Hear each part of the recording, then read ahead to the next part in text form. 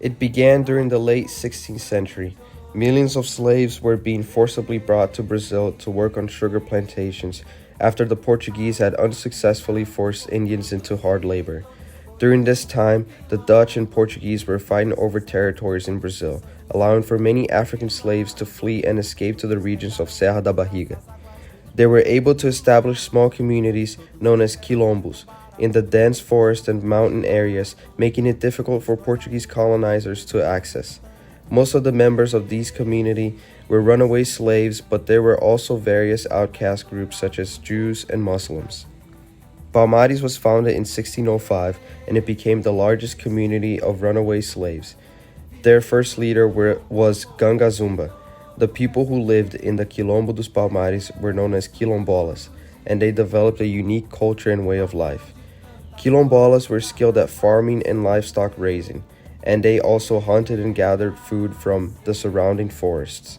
They built their homes using natural materials such as wood, straw, and clay. They even had their own religion, which was a blend of African and Catholic beliefs. Music and dance were an important part of the Quilombola culture. They played instruments such as the berimbau, sang and danced to traditional songs. They also created their own art and crafts such as poetry and weaving. Palmares was able to grow to a big town of 1,500 houses, a church, and fields to grow foods and vegetables to feed the 30,000 people living in this community. Palmares grew so much that they were able to become an independent state. Quilombolas set up their government and communities based on the ones in Africa, where leaders were chosen based on their skills and experience. Ganga Zumba was the first leader of the Quilombo dos Palmares. He was born into slavery but was able to gain his freedom and become a respected leader among the Quilombolas. Immediately after being found, Palmares was a threat to the Europeans, as they thought it would give captured slaves hope and encourage further escapes and rebellions. As a result, Europeans launched numerous military campaigns against Palmares. The Portuguese decided that the only way to prevent these rebellions and escapes was to destroy Palmares. Their solution was to send troops around once a year to try and destroy these settlements, yet every time, Palmares soldiers defeated these attacks. Ganga Zumba, the Palmares chief, tried to negotiate an agreement with the Portuguese, where the Quilombo would stop taking in fugitive slaves and stop fighting with the Portuguese. In return, the Portuguese would permanently recognize their land and their freedom for those born in Palmares. The Portuguese never accepted the proposal and continued to attack. These attacks eventually became a burden for the Portuguese, since they had to use a lot of resources. Eventually, a peace treaty was signed in 1678, but colonists went back on their words soon after. This caused Ganga Zumba's nephew, Zumbi, to stop agreeing with his uncle, and he decided to take matters into his own hands. Zumbi poisoned his uncle and became the new Quilombo leader, promising to continue the war for Palmares.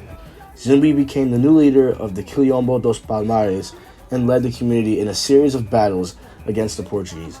Under his leadership, the Quilombos fought fiercely against the Portuguese for over 20 years, using guerrilla tactics and their knowledge of the terrain to defend their community. In 1694, the Portuguese launched a major attack on the Quilombo dos Palmares, and after months of fighting, they finally succeeded in capturing and killing Zumbi. The community was scattered, and many of the Quilombos were captured and sold back into slavery. Despite their defeat, Quilombo dos Palmares had a lasting impact on Brazilian history. The community inspired other slave rebellions and uprisings throughout the country, and their legacy continues to be celebrated in Brazil today. Lamento triste sempre ecoou, desde que índio guerreiro foi pro cativeiro e de lá cantou.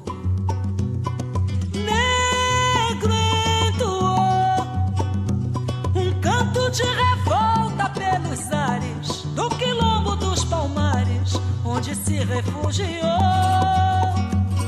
Fora a luta dos inconfidentes, pela quebra das correntes, nada adiantou.